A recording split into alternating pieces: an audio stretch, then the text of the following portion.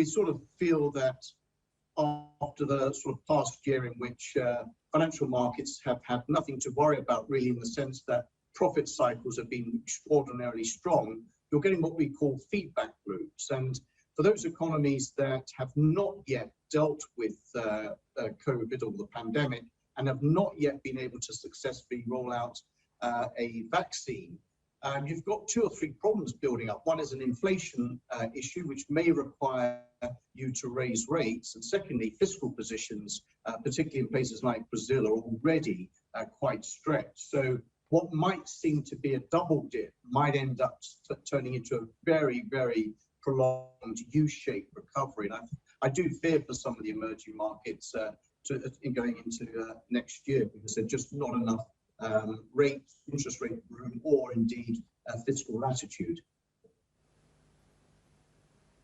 I'm really glad that you've raised the issue of inflation, actually, Sean, because companies are grappling with rising prices from everything from logistics, transportation, raw materials, you name it.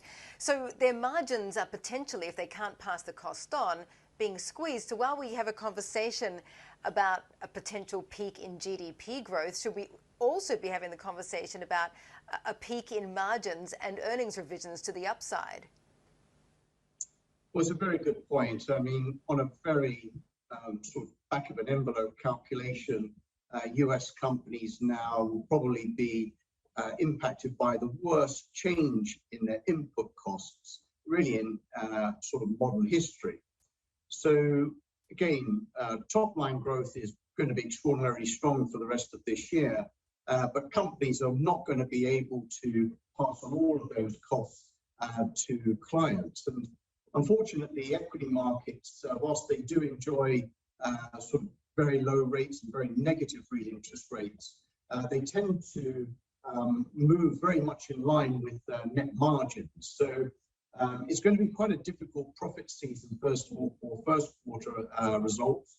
And I think second quarter, I think the guidance might actually be quite disappointing. So I think, as I say, we're going to have to move down the ladder and not necessarily look at the top line sales revenues numbers over the next couple of quarters, but much more at the net margins. That'll deliver most of the multiple move for equities in the next 6 to 8 months.